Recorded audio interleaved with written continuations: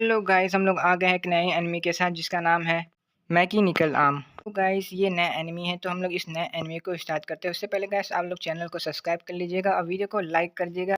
तो चलिए शुरू करते हैं। तो हम लोग को दिखाया जाता है अपना मेन कैरेक्टर हकारू रात के वक्त सुहाने सफ़र के लिए निकला होता है। फिर हमें दिखाया जाता है एक बिल्डिंग से बहुत तेज़ रोशनी आ रहा होता है। फिर हमें वहाँ का सीन दिखाया जाता है कि वहाँ से एक क्यूब चुरा लेती है और वहाँ के सारे गार्ड आ जाते हैं और उसे घेर लेते हैं चारों ओर से। फिर आके बोलती है ये क्या हो गया, यहाँ तो सब लोग आ चुके हैं।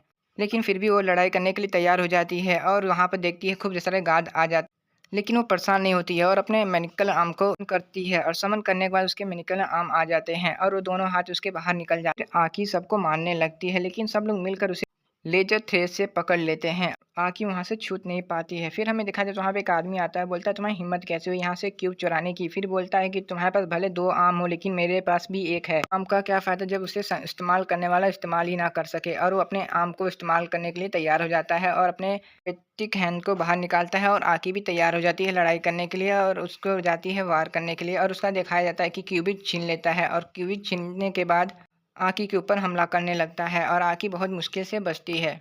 फिर हमें दिखाया जाता है आकी के हाथ से वो क्यूब छूट जाता है और वो क्यूब ब्लास्ट होने वाला होता है और बहुत तेज़ रोशनी निकलती है और चारों ओर ही रोशनी रोशनी हो जाता है और बहुत तेज़ ब्लास्ट होता है और वहाँ से हम लोग का मेन कैरेक्टर देख रहा होता है ये सारी चीज़ें। और हिकारू को वहाँ से आवाज़ आ रही होती है, कोई मदद के लिए बुला रहा होता है और हमें हिकारू ये सब देखकर बहुत ही हैरान होता है, बोलता है ये सब क्या हो रहा है यहाँ पर, तो लगता है लड़ाई हो रही है। और वहाँ का पूरा मंजिल दिखाया जाता है कि कैसा हो रहा होता है। फिर हमें दिखाया जाता है सुबह हो जाता है, हिकारू उठ जाता है। फिर वो बोलता है कि रात में क्या हुआ था, मुझे तो कुछ समझ नहीं आ रहा है। और वो अपने चद्दर से बाहर निकलता है, फ़ोन को उठाकर अपने ऐलान को बंद करता है और अपने स्कूल के लिए तैयार होकर बाहर निकल जाता है। और दिखाया जाता है कि वो अपने रास्ते में जाते हुए वही चीज़ सर्च कर रहा होता है, रात के बारे में जानने के लिए और भी देख रहा होता है, लेकिन उसे वहाँ पर कुछ भी नहीं मिलता है और सब कुछ नॉर्मल दिखता है। तो वो हैरान होता है कि ऐसा कैसे हो सकता है कि ये सब नॉर्मल है। फिर हमें दिखाया जाता है एक प्रेग्नेंट लेडी रहती है और वो सोचता है कि मैं उसे अपना सीट दे दूं, लेकिन वो बहुत ज़्यादा शर्माता है, लेकिन वो अपना सीट दे नहीं पाता है। फिर सोचता है कि मैं दे देता हूँ, लेकिन वहाँ पर दिखाया जाता है कुछ लोग अच्छी बातों का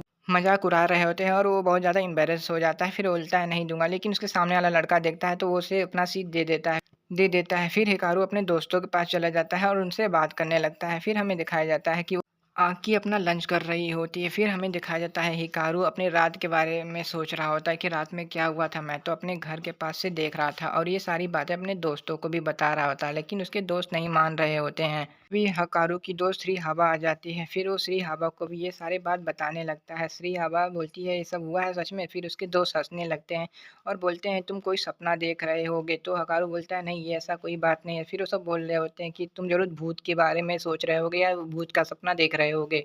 यूं ही मज़ा मस्ती चल रहा होता है, लेकिन फिर से हकारू को एक और आवाज़ सुनाई दे रहा होता है। फिर वो बोलता है कि मुझे फिर से कोई मदद के लिए बुला रहा है और उसी ओर जाने लगता है।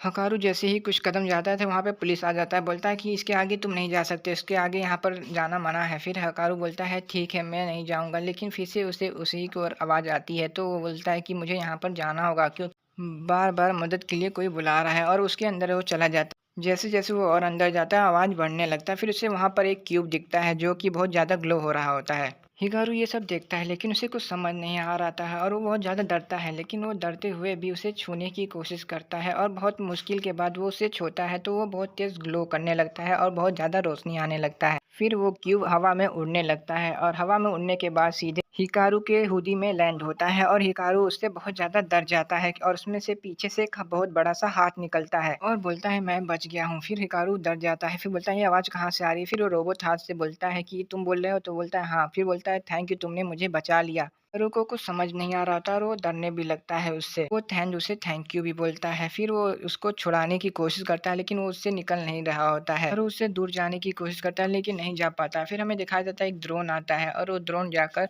हिकारू को स्कैन करता है, लेकिन स्कैन होने के बाद हिकारू पर हमला करने लगता है। हिकारू बचने के लिए वहाँ से भागने लगता है, लेकिन वो भाग नहीं पाता है। तो हिकारू उस रोबोट हैंड को उस ड्रोन के ऊपर फेंक देता है, जिसकी वजह से वो ड्रोन खत्म हो जाता है। हिकारू सोचता है मैंने कुछ ज़्यादा खतरनाक चीज़ उठा लिया है। फिर वो वहाँ देखता है कि आसपास और भी रोबोट होते हैं। फिर हमें एक हेलीकॉप्टर दिखाया जाता है, जहाँ पर एक लड़की बोलती है कि हमें वो रोबोट मिल चुका है।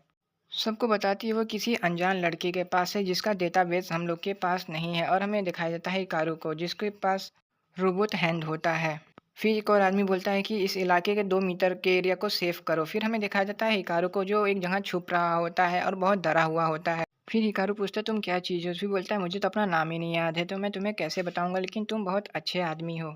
बिना बीटीएम के मैं कुछ भी नहीं हूँ, इसीलिए मेरी मदद करो। और हिकारू रोबोट को छोड़कर वहाँ से जाने लगता है। फिर रोबोट वहाँ पर रोने लगता है, बोलता है मुझे यहाँ पर छोड़कर मत जाओ, तुम्हें अपना जैकेट नहीं लेना है? तो बोलता है नहीं मुझे नहीं चाहिए, तुम ही रख लो। रोबोट हैंड बोलता है अभी भी हम लोग सुरक्षित नहीं है दोस्त, हम लोग को अभी भी एक साथ रहना चाहिए। फिर हिकारू बोलता है नहीं मैं तुम्हारे बिना रह सकता हूँ। फिर वो दिखाया जाता है कि उसका पावर लो होने लगता है जैसे हिकारू उससे दूर जाता है। फिर बोलता है कि तुम मुझसे दूर जाओगे तो मैं बंद हो जाऊंगा। तो हिकारू बोलता है कि ऐसा कैसे हो सकता है? और हमें दिखाया जाता है हिकारू जब भी दूर जाता है तो रोबोट बंद हो जाता है और पास आता है तो रोबोट फिर से स्टार्ट हो जाता है। तो वह सोचता है कि ये क्या हो रहा है, फिर से उसे उठा लेता है और अपने साथ ले जाने लगता है। हिकारू अपना कपड़ा पहनते हुए बोलता है तो ठीक है हम लोग चलते हैं, लेकिन हमें दिखाया जाता है तभी वहाँ पर बहुत सारे ड्रोन आ जाते हैं और दोनों भागने लगते हैं। लेकिन हमें दिखाया जाता है रोबोटिकल हैंड हिकारू को खींचते हुए अपनी ही भागने लगता है। फिर हमें एक आदमी दिखाई देता है, बोलता है ये है रोबोटिकल हैंड, तो ड्रोन ही संभाल सकते हैं, मुझे तो रात वाली लड़की का इंतजार है।